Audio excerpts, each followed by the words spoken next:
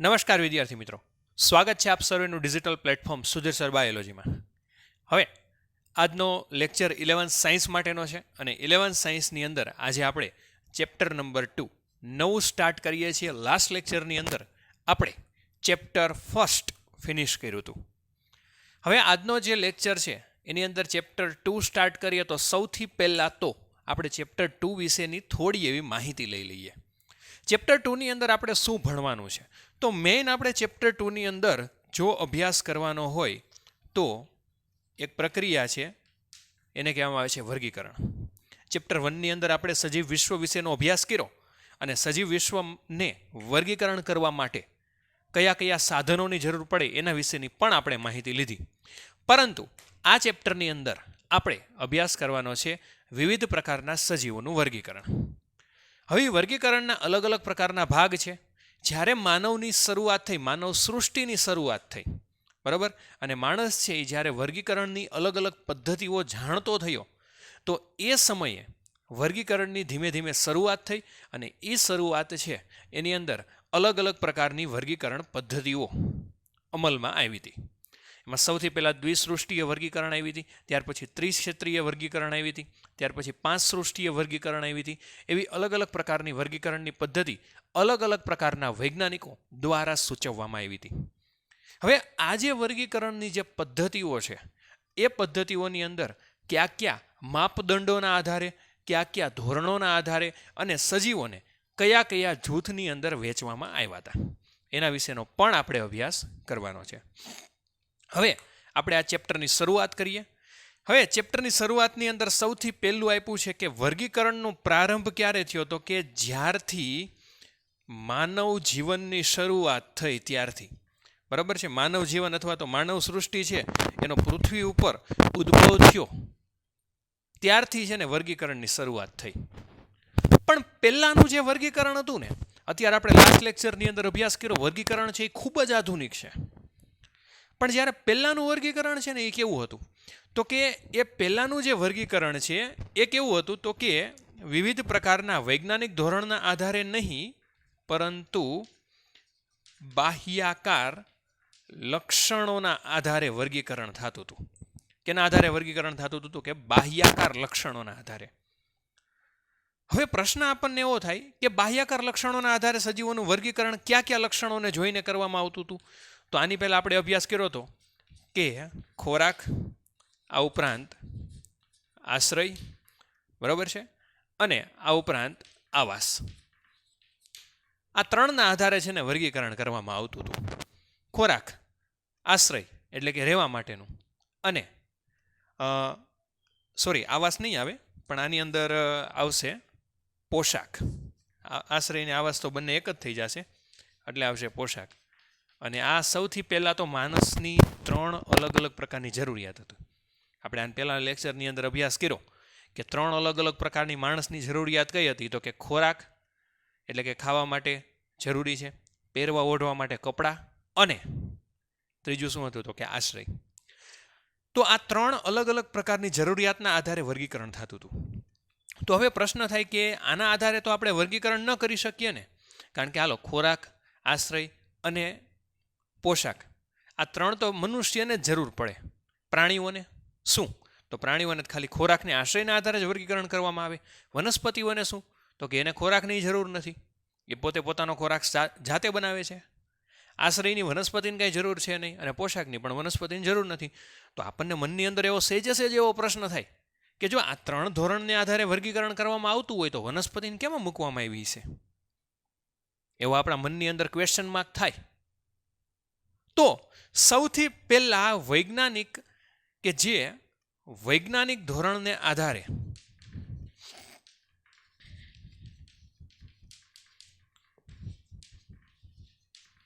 જો વર્ગીકરણ કર્યું હોય ને તો એ હતા ગ્રીક તત્વચિંતક એરિસ્ટોટલ.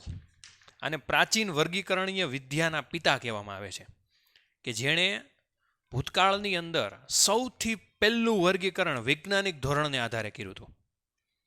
પ્રશ્ન થાય ક્યાં વૈજ્ઞાનિક ધોરણના આધારે?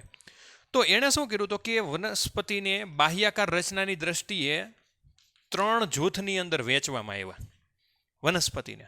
ક્યાં ક્યાં? તો કે વૃક્ષ, ત્યાર પછી ક્ષુપ અને ત્યાર પછી આવશે છોડ. આ વૃક્ષ, ક્ષુપ અને છોડની અંદર જો 3 ગ્રુપની અંદર વનસ્પતિને વેચવામાં આવ્યું હોય તો કોના દ્વારા? તો કે એરિસ્ટોટલ દ્વારા. કોના દ્વારા? એરિસ્ટોટલ. સૌથી પહેલું વૈજ્ઞાનિક ધોરણના આધારે વર્ગીકરણ કર્યું હતું. હવે આ તો વાત થઈ વનસ્પતિની. હવે આપણે જોઈએ પ્રાણીઓનું વર્ગીકરણ છે. એક એમાં એરિસ્ટોટલે કર્યું હતું કે પ્રાણીઓને 2 જૂથની અંદર વર્ગીકરણની અંદર વર્ગીકૃત કર્યા હતા. એમાંથી સૌથી પહેલું કે લાલ રંગનું રુધિર ધરાવે એવા પ્રાણીઓ અને જે લાલ રંગનું રુધિર ન ધરાવે ને એવા પ્રાણીઓ. આ બસ 2ના આધારે પ્રાણીઓને વર્ગીકૃત કર્યા. આ 2 જ અલગ અલગ પ્રકારની વર્ગીકરણીય પદ્ધતિ રાખી હતી કે પ્રાણીઓને પાછા 2 ભાગની અંદર વર્ગીકૃત કર્યા. જો બધાય પ્રાણીઓ છે ને એ લાલ કલરનું રુધિર ધરાવતા નથી, જેની અંદર હિમોગ્લોબિન નથી, એ લાલ રુધિર ધરાવતા નથી. ફોર એક્ઝામ્પલ વંદો તો એની અંદર હિમોસાઇનિન હોય અથવા તો હિમોઝોઇન કહેવામાં આવે છે, તો એની અંદર લાલ રુધિર હોતું નથી. તો એરિસ્ટોટલે છે ને એ પ્રાણીઓનું વર્ગીકરણ કઈ રીતે કર્યું હતું કે જેની અંદર લાલ રુધિર જૂથ છે એ અલગ ગ્રુપની અંદર અને જેની અંદર લાલ રુધિર જૂથ નથી, મતલબ લાલ સિવાયનું રુધિર છે કોઈ પણ પ્રકારનું, તો એનું ગ્રુપ અલગ. હવે આમ જોવા જાવ તો સેજે આ જે વર્ગીકરણની જે પદ્ધતિ રહી ને એ આપણે સારી રીતે માનવામાં આવે નહીં. શું કામ? તો કે આ વર્ગીકરણ પદ્ધતિ છે ને એ પ્રાણીઓને વનસ્પતિને જે વૈજ્ઞાનિક ધોરણના આધારે વેચવી જોઈએ એ પ્રમાણે વેચતી નથી. હા, એરિસ્ટોટલે પ્રયોગ કર્યો, પ્રયત્ન કર્યો, બહુ સારા માટે કર્યો હતો, પણ એ સમયે નિમ્ન કક્ષાનું વર્ગીકરણ કહેવાતું હતું. આ એનું જે વર્ગીકરણ છે, વનસ્પતિનું વર્ગીકરણ છે, એ આજની તારીખે આપણે વૃક્ષ, છોડ આપણે જોઈએ જ છીએ. વૃક્ષ એટલે શું થાય? તો કે ખૂબ જ ઊંચા કદના હોય. ફોર એક્ઝામ્પલ આંબો છે, લીમડો છે, પીપળો છે, એ વૃક્ષ કહેવાય. ક્ષુપ એટલે શું થાય? તો કે આસોપાલવ છે, બોરસલી છે, એ બધા ક્ષુપ કહેવાય. અને છોડ એટલે શું થાય? તો કે કપાસનો છોડ છે, મગફળીનો છોડ છે, એને છોડ કહેવાય. અને હજી આમાં ચોથું ઉમેરવું હોય તો આપણે ઉમેરી શકીએ વેલાઓ, કે જે વાડ બનાવીને ચડતા હોય, એ પણ વનસ્પતિની અંદર આવે. તો આ રીતે ગ્રીક એરિસ્ટોટલ કે જેણે વર્ગીકરણ કર્યું હતું. હવે વર્ગીકરણની પદ્ધતિ છે ને એ ખાસ કરીને જ્યારે લિનિયસ જીવતા હતા. હવે લિનિયસ વિશે આપણને ખબર છે, કાર્લ લિનિયસ કે જેણે દ્વિનામીકરણ વર્ગીકરણ આપ્યું હતું. દ્વિનામીકરણ પદ્ધતિ આપી હતી કે જે અત્યારે આપણે અલગ અલગ પ્રકારના પ્રાણીઓ અને અલગ અલગ પ્રકારના વનસ્પતિઓને જે વૈજ્ઞાનિક નામથી આપણે જાણીએ છીએ એ વૈજ્ઞાનિક નામથી જાણવા માટેની જે પદ્ધતિ છે એને કહેવામાં આવે છે દ્વિનામીકરણ પદ્ધતિ. ઓકે, એટલે આ જે લિનિયસ છે એના સમયમાં જે વર્ગીકરણ પદ્ધતિ આપવામાં આવી હતી ને એને કહેવામાં આવે છે દ્વિક્ષેત્રીય, અથવા તો એને એમ કહેવામાં આવે છે દ્વિસૃષ્ટિ વર્ગીકરણ. તમને ટેક્સ્ટ બુકમાં દ્વિસૃષ્ટિ વર્ગીકરણ આપ્યું છે. હવે દ્વિસૃષ્ટિ વર્ગીકરણ એટલે શું થાય? તો કે 2 જ ભાગની અંદર સજીવોને વર્ગીકૃત કર્યા હતા. એક આવ્યું વનસ્પતિ અને બીજું આવ્યું પ્રાણી. પૂરું, બસ, ધેટ્સ ઇનફ. બીજું કશું જ નહીં. ધારો કે જો કોઈ પ્રકાશ સંશ્લેષણ કરતું હોય તો એને વનસ્પતિમાં નાખવામાં આવે, અને જો કોઈ પ્રકાશ સંશ્લેષણ ન કરતું હોય તો એને પ્રાણીની અંદર નાખવામાં આવે. આ 2 જ વર્ગીકરણ પદ્ધતિનો ઉપયોગ કર્યો હતો. જો લિનિયસની વર્ગીકરણ પદ્ધતિ છે ને એ ખોટી નહોતી, સાચી જ હતી, પણ એની અંદર થોડાક એવા એક્સેપ્શન હતા. આ લિનિયસની વર્ગીકરણ પદ્ધતિનો ઉપયોગ બહુ જ થતો હતો. હમણાં છેલ્લા ઘણા બધા દાયકાઓ સુધી એનો અભ્યાસ થયો હતો. 100 વર્ષ પહેલાં આ જ દ્વિસૃષ્ટિ વર્ગીકરણનો ઉપયોગ થતો હતો. પણ તકલીફ શું પડી? તો કે આ જે વર્ગીકરણની પદ્ધતિ છે ને એમાં થોડાક એવા એક્સેપ્શન છે, થોડાક એવા અપવાદો છે કે જેના આપણે અત્યારે યાદ કરવાના છે. હવે મેં તમને કીધું કે જે પ્રકાશ સંશ્લેષણ કરે એને વનસ્પતિ કહેવાય અને જે ન કરે એને પ્રાણી. પણ વર્ગીકરણ પદ્ધતિની અંદર બીજા શું અપવાદો હતા? તો કે આ વર્ગીકરણ પદ્ધતિ છે ને એ સૌથી પહેલાં તો કોષ આદિકોષ કેન્દ્રી છે કે સુકોષ કેન્દ્રી, આ પોતે વર્ણવતી નહોતી. સમજાણું? કોષ આદિકોષ કેન્દ્રીય છે કે સુકોષ કેન્દ્રીય, એના વિશેની માહિતી આ લિનિયસની વર્ગીકરણ પદ્ધતિ કે જે દ્વિસૃષ્ટિય છે એ નહોતી આપતી. એણે ખાલી એટલું જ કીધું હતું કે પ્રકાશ સંશ્લેષણ કરે એ વનસ્પતિ અને અન્યથા પ્રાણીઓ. ત્યાર પછી બીજું કે આની અંદર એ પણ નહોતી ખબર પડતી કે સજીવ છે એ એક કોષી છે કે બહુકોષી. બરાબર છે, આ પણ ખબર હતી નહીં. અને ઇન ધ કેસ ઘણા બધા કિસ્સાઓમાં તો એવી પણ ખબર નહોતી કે કોષ છે એ સ્વયંપોષી છે કે વિષમપોષી. કારણ કે ઘણા બધા બેક્ટેરિયાઓ છે કે જે પ્રકાશ સંશ્લેષણ કરતા હતા છતાં એને કેમાં નાખવામાં આવ્યા? વનસ્પતિ સૃષ્ટિમાં. પણ ખરેખર કોનો ભાગ છે? તો કે પ્રાણી સૃષ્ટિનો. એટલે આ છે ને સરખી રીતે એ પણ નહોતી કહેતી કે કોષ છે એ સ્વયંપોષી છે કે વિષમપોષી. આ પણ તેના દ્વારા કાંઈ જણાવવામાં આવ્યું નહીં. તો આ થોડાક એવા મુદ્દાઓ હતા કે જેને લીધે કોઈ નવી વર્ગીકરણ પદ્ધતિ શોધવાની જરૂરિયાત પડી. કારણ કે જેમ જેમ સમય જાય એ પ્રમાણે અપડેટ થવું જરૂરી છે. પહેલાંના સમયની અંદર જ્યારે વનસ્પતિ અને પ્રાણી સૃષ્ટિની વર્ગીકરણની પદ્ધતિ ચાલતી હતી ત્યાં સુધી ચાલતી હતી, પણ પછી એવું વૈજ્ઞાનિકોએ વિચાર્યું કે આ બધા મુદ્દાઓ પણ જરૂરી છે કે જેના વિશે આપણે અભ્યાસ કરવો જરૂરી છે. તો કોઈ એવી એક વર્ગીકરણ પદ્ધતિઓ શોધવી કે જે આ મુદ્દાઓને પણ સમાવેશિત કરી શકે. તો પરિણામે બાહ્યાકાર રચનાને આધારે જ નહીં, પણ અમુક દેહધાર્મિક રચના, અમુક અંતસ્થ વિદ્યાના આધારે, આ ઉપરાંત અમુક લક્ષણો, ફોર એક્ઝામ્પલ કોષના પ્રકાર, બરાબર છે, ત્યાર પછી પોષણનો પ્રકાર, ત્યાર પછી કોષ દિવાલની હાજરી, ત્યાર પછી કોષ કેન્દ્ર પટલની હાજરી અને આયોજન સ્તર, બરાબર છે. આ ઉપરાંત પ્રજનનનો પ્રકાર એક્સેટ્રા ઘણા બધા લક્ષણને આધારે નવી નવી વર્ગીકરણ પદ્ધતિની શરૂઆત થઈ. હવે એ નવી વર્ગીકરણ પદ્ધતિ જે દ્વિક્ષેત્રીય વર્ગીકરણ અથવા તો દ્વિસૃષ્ટિ વર્ગીકરણ પછી નવી વર્ગીકરણ પદ્ધતિ શોધવાવાળા વૈજ્ઞાનિક કોણ? તો દ્વિસૃષ્ટિ વર્ગીકરણ પદ્ધતિ પછી એક નવી વર્ગીકરણ પદ્ધતિ શોધવાવાળા વૈજ્ઞાનિક આવ્યા જેનું નામ છે R.H. વિક્ટર અથવા તો વિટકર, બરાબર છે, R.H. વિટકર. આ પોતે જે સૃષ્ટિ વર્ગીકરણ પદ્ધતિ શોધી અને એણે 1969ની અંદર આ જે વર્ગીકરણની પદ્ધતિ શોધી અને એ દ્વિસૃષ્ટિય વર્ગીકરણ પદ્ધતિ નહોતી, એ હતી 5 સૃષ્ટિ વર્ગીકરણ પદ્ધતિ. અને એ વર્ગીકરણ પદ્ધતિ છે એ સર્વમાન્ય હતી. એની અંદર કોષનો પ્રકારના આધારે, પોષણના પ્રકારના આધારે, કોષ દિવાલની પ્રકૃતિના આધારે, મતલબ કોષ દિવાલ હાજર છે તો શેની બનેલી છે એના આધારે, પ્લસ કોષ કેન્દ્ર પટલના આધારે અને આયોજનના સ્તરના આધારે પ્રાણીઓને અલગ અલગ જૂથની અંદર વેચવામાં આવ્યા. ક્યાં જૂથની અંદર? તો સૌથી પહેલું પ્રાણીઓને વેચવામાં આવ્યા મોનેરાની અંદર, ત્યાર પછી પ્રોટિસ્ટા, ત્યાર પછી ફૂગ, ત્યાર પછી વનસ્પતિ અને ત્યાર પછી પ્રાણી. આટલી સૃષ્ટિની અંદર વેચવામાં આવ્યા. હવે આ જો વનસ્પતિ ને પ્રાણી તો છે ને દ્વિક્ષેત્રીય વર્ગીકરણની અંદર પણ હતા, પણ બાકીના જે સજીવો છે ને એના 3ની અંદર વેચવામાં આવ્યા: મોનેરા, પ્રોટિસ્ટા અને ફૂગ. બરાબર. હવે પ્રશ્ન થાય, મોનેરા, પ્રોટિસ્ટા અને ફૂગ એની અંદર કયા કયા પ્રકારના પ્રાણીઓ આવે? તો એના વિશેની આપણે હવે ચર્ચા કરીએ. અને આ જે વર્ગીકરણ પદ્ધતિ છે એ સર્વમાન્ય છે. આનો એક ચાર્ટ તમને આપ્યો છે ટેક્સ્ટ બુકની અંદર, એ આપણે હવે ડ્રો કરીએ. બરાબર છે. હવે આટલું હું ઇરેઝ કરી નાખું છું.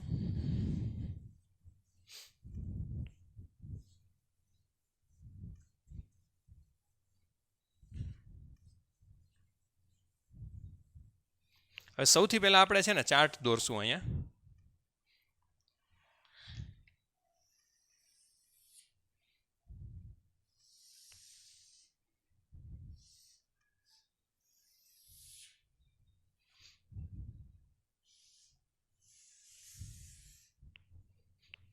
હવે ચાર્ટની અંદર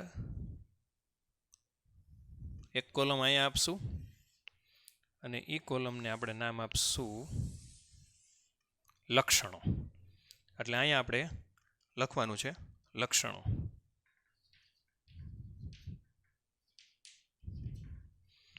ત્યાર પછી આ કોલમને પાછી 2 પેટા ભાગ પાડી દઈએ. પ્રશ્ન થાય 2 ભાગ શું કામ પાડ્યા? તો આપણે અલગ અલગ પ્રકારની પ્રાણી સૃષ્ટિ લેવાની છે. 5 અલગ અલગ પ્રકારની સૃષ્ટિ હતી. તો પહેલા અહીંયા એવું લખવાનું કે 5 સૃષ્ટિ. પેલું કઈ હતું? તો કે મોનેરા, બરાબર છે. ત્યાર પછી બીજું કયું હતું તો કે પ્રોટિસ્ટા. ત્યાર પછી ત્રીજું કયું હતું તો કે ફૂગ. ચોથું કયું હતું તો કે વનસ્પતિ સૃષ્ટિ. એન્ડ ધેન લાસ્ટ કયું હતું તો કે પ્રાણી સૃષ્ટિ. આ 5 અલગ અલગ પ્રકારના મુદ્દાઓના આધારે આપણે વર્ગીકરણ કરવાનું છે. સૌથી પહેલો મુદ્દો આપણે શું લેવાનો છે? પહેલું લક્ષણ કયું લેવાનું છે તો કે અહીંયા સૌથી પહેલું આપણે લેવાનું છે કોષનો પ્રકાર. બરાબર છે. કોષનો પ્રકાર મોનેરા હોય તો એની અંદર કોષ કયા પ્રકારનો હોય? જનરલી કોષ 2 પ્રકારના હોય, આદિકોષ કેન્દ્રીય અને સુકોષ કેન્દ્રીય. એના વિશે આપણે ચેપ્ટર નંબર 8 ની અંદર અભ્યાસ કર્યો છે. સૌથી પહેલું આદિકોષ કેન્દ્રીય છે કે સુકોષ કેન્દ્રીય મોનેરા? તો કે મોનેરાની અંદર છે ને બધાય બેક્ટેરિયાઓનો સમાવેશ થાય. બધાય બેક્ટેરિયાનો સમાવેશ થાય એટલે એ કોષ કેવો થયો તો કે આદિકોષ કેન્દ્રીય. આપણે અગાઉ ભણ્યા છીએ. એટલે મોનેરાની અંદર શું આવશે તો કે આદિકોષ કેન્દ્રી. બરાબર છે, કે જેની અંદર કોષ કેન્દ્ર પટલ અથવા તો કોષ કેન્દ્ર ગેરહાજર હોય છે. બરાબર. પ્રોટિસ્ટા એટલે શું થાય? તો હું તમને એક્ઝામ્પલ આપીશ એટલે તમને ખબર પડી જશે કે આદિકોષ કેન્દ્રીય છે કે સુકોષ કેન્દ્રીય. પ્રોટિસ્ટાની અંદર છે એ જનરલી અમીબા, પેરામિશિયમ, યુગ્લિના એ બધા પ્રોટિસ્ટાની અંદર આવે. ભલે એક કોષીય છે પણ પ્રોટિસ્ટા બધાય કેવા આવશે તો કે સુકોષ કેન્દ્રીય. બરાબર છે.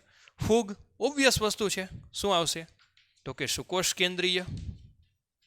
ત્યાર પછી વનસ્પતિ પણ શું આવશે તો કે સુકોષ કેન્દ્રીય.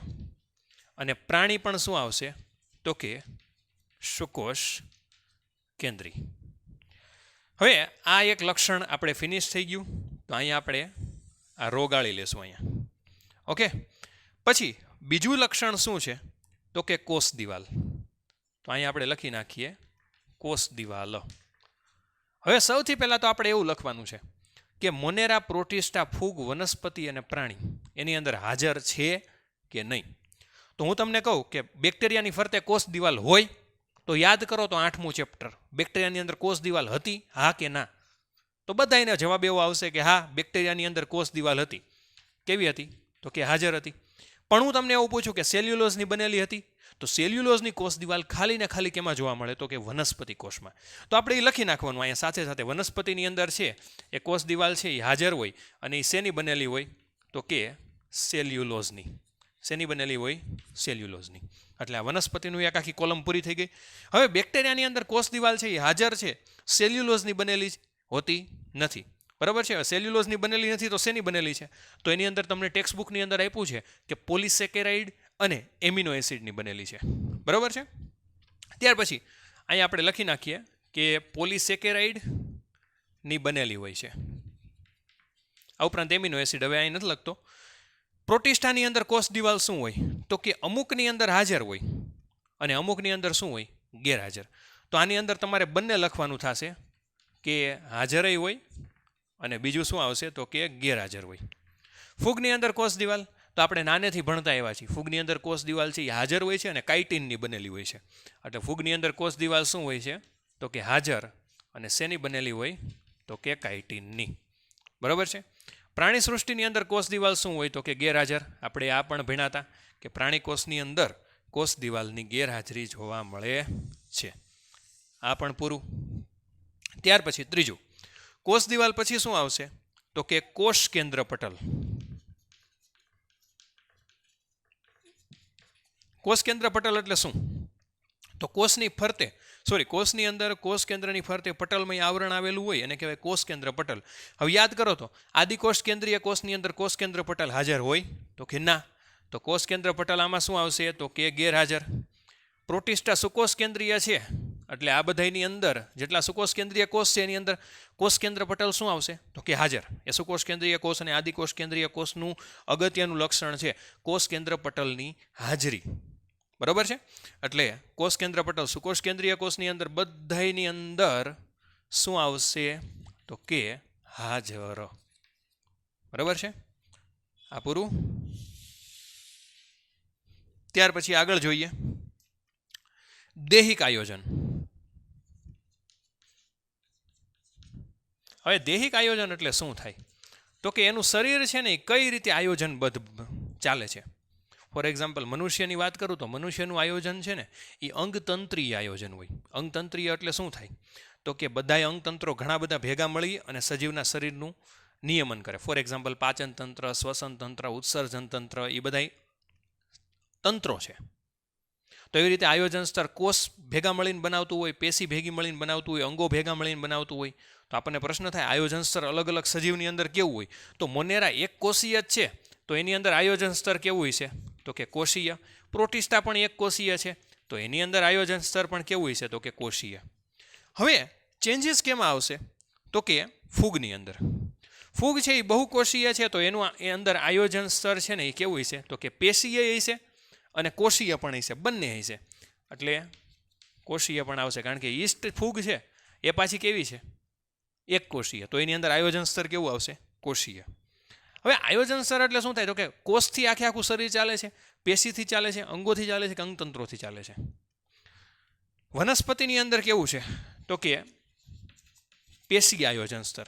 પેશી એટલે શું થાય? તો કે વનસ્પતિની અલગ અલગ પ્રકારની પેશીઓ ભેગી મળી અને જે આયોજન બનાવે એને કહેવામાં આવે છે પેશીય આયોજન સ્તર. પણ ઘણી બધી વનસ્પતિ એવી છે કે જેની અંદર આયોજન સ્તર અંગ સ્તરીય પણ હોય છે, મતલબ કે ઘણા બધા અંગો ભેગા મળીને પણ કાર્ય કરે છે. અને રહી વાત પ્રાણી સૃષ્ટિની, તો એની અંદર આયોજન સ્તર કાં તો પેશીય હોય, કાં તો અંગ સ્તરીય હોય અને કાં તો અંગતંત્ર સ્તરીય. ઇન ધ કેસ કદાચ આ ન સમજાય આયોજન સ્તર તો ચિંતા કરતા નહીં. આપણે ચોથું ચેપ્ટર જ્યારે ભણશું ત્યારે આ આયોજન સ્તર વિશે આપણે ફરીથી ચર્ચા કરશું. બરાબર છે? એમાં ખૂબ જ વિસ્તૃત રીતે આપણને આયોજન સ્તર આપેલું છે. બરાબર. ત્યાર પછી આપણે જોઈએ પોષણનો પ્રકાર. સૌથી પહેલાં તો પોષણના પ્રકારની અંદર શું આવશે? તો પોષણનો પ્રકાર છે એ મોનેરા. મોનેરા એટલે બેક્ટેરિયા છે. તો બેક્ટેરિયાની અંદર ઘણા બધા પ્રકાશ સંશ્લેષી બેક્ટેરિયા પણ આવે. તો મોનેરાની અંદર છે ને પ્રકાશ સંશ્લેષણ હોય તો એ પોષણ છે એ સ્વયંપોષી હોય. અને જો પ્રકાશ સંશ્લેષણ ન કરતા હોય તો કયું હોય છે? તો કે વિષમપોષી. સમજાણું? ત્યાર પછી સેમ પ્રોટિસ્ટાની અંદર પણ બે સ્વયંપોષી અને વિષમપોષી. પ્રશ્ન થાય પ્રોટિસ્ટાની અંદર સ્વયંપોષી અને વિષમપોષી કઈ રીતે? તો અમીબા છે એ ખોરાક માટે બીજા ઉપર આધાર રાખે છે. ક્લેમિડોમોનાસ છે એ ખોરાક પોતે જાતે બનાવે છે. તો બંને આવશે. ત્યાર પછી ફૂગ છે એનો ખોરાક કેવો આવશે? તો કે વિષમપોષી. પછી સાઈડમાં તમને એવું લખ્યું છે કે પરોપજીવી ને મૃતોપજીવી. એટલે પરોપજીવી એટલે બીજા ઉપર આધાર રાખે, મૃતોપજીવી એટલે મૃત અને સડતા કાર્બનિક દ્રવ્યો છે એમાંથી ખોરાક મેળવે, એને શું કહેવાય? મૃતોપજીવી. વનસ્પતિ છે તો ઓબ્વિયસ વસ્તુ છે સ્વયંપોષી. બધી વનસ્પતિ છે એ પોતે પોતાનો ખોરાક જાતે બનાવશે. અને પ્રાણી સૃષ્ટિ છે તો એની અંદર વિષમપોષી. વિષમપોષી એટલે સાઈડમાં તમને આપ્યું છે હોલોઝોઇક એટલે પ્રાણીસમ. એટલે વિષમપોષીની અંદર કે પ્રાણીઓ બધાય છે એ પોતે પોતાના ખોરાક માટે અન્ય સજીવો ઉપર આધાર રાખે છે ને, એટલે એને કહેવામાં આવે છે વિષમપોષી. ઓકે. તો આ થયું વિક્ટર દ્વારા ક્લાસિફિકેશન કે જે આખો ચાર્ટ આપણને એના દ્વારા આપવામાં આવ્યો છે. આ 5 સૃષ્ટિ વર્ગીકરણ પદ્ધતિ છે. કારણ કે જો 1, 2, 3, 4 અને 5 એમાં આ ચેપ્ટરમાં આપણે મોનેરા, પ્રોટિસ્ટા અને ફૂગ એ 3 વિશે અભ્યાસ કરવાનો છે. વનસ્પતિ સૃષ્ટિ છે એનો જે ચેપ્ટર છે એ ત્રીજું છે અને પ્રાણી સૃષ્ટિનું ચેપ્ટર ચોથું છે. એના વિશેનો પણ આપણે નેક્સ્ટ લેક્ચર જેમ જેમ આવતા જશે એની વિશે આપણે અભ્યાસ કરતા જશું. તો આ રીતે અલગ અલગ પ્રકારની પદ્ધતિઓ છે. હજી આપણે નેક્સ્ટ લેક્ચરની અંદર ત્રિક્ષેત્રીય વર્ગીકરણ પદ્ધતિ ભણવાની છે. એ આના કરતાં પણ સારી વર્ગીકરણ પદ્ધતિ છે. હવે તમને મનની અંદર એવું થાય કે ઘણા બધા વિદ્યાર્થીઓને પ્રશ્ન એવો થાય કે આ વર્ગીકરણ પદ્ધતિ અલગ અલગ કેમ છે? તો અલગ અલગ વૈજ્ઞાનિકોએ પોતપોતાની રીતે અલગ અલગ પદ્ધતિઓ આપી હતી. એમાંથી આપણે બધી પદ્ધતિઓ વિશે અભ્યાસ કરવાનો છે કે કયા વૈજ્ઞાનિકે કઈ પદ્ધતિ આપી હતી, કયા લક્ષણોના આધારે એ પદ્ધતિઓ આપી હતી. તો નેક્સ્ટ લેક્ચરમાં આપણે ત્રિક્ષેત્રીય વર્ગીકરણ પદ્ધતિ ભણશું જે વુઝ દ્વારા આપવામાં આવી હતી. બરાબર છે? આ ચાર્ટ આખો તમને ટેક્સ્ટ બુકની અંદર આપેલો છે. તો ખાસ યાદ રાખજો. સિમ્પલ રીતે ગોખતા નહીં. જેવી રીતે મેં તમને લખાયો એ જ રીતે તમારે યાદ રાખવાનો છે. ચાર્ટ એવો અઘરો નથી. ગોખતા નહીં. ગોખશો તો આ બધું પાછું ભૂલાઈ જશે ક્યાં ખાનામાં ક્યું લખવું. બરાબર? એટલે ખાસ સમજજો, સમજીને લખજો. સીધો ગોખી નહીં નાખવાનો. મેં કેમ તમને લક્ષણો યાદ કરાવતા કરાવતા લખ્યું કે સુકોષ કેન્દ્રીય હોય તો એની અંદર કોષ કેન્દ્ર પટલ હાજર હોય કે ગેરહાજર હોય, આદિકોષ કેન્દ્રીય હોય તો ગેરહાજર હોય, વનસ્પતિ હોય તો કોષ દિવાલની હાજરી હોય. બધા વિશે ખાસ કરીને ચિંતન અને મનન કરતાં કરતાં લખજો તો આવડશે, નકર આવડશે નહીં. ઓકે, તો આજના દિવસમાં આપણે અહીં સુધી રાખીએ. નેક્સ્ટ લેક્ચરની અંદર આપણે વુઝનું ત્રિક્ષેત્રીય વર્ગીકરણ પદ્ધતિ છે એના વિશેનો આપણે અભ્યાસ કરશું. તમારે સ્ક્રીનશોટ પાડવો હોય તો પાડી શકો છો.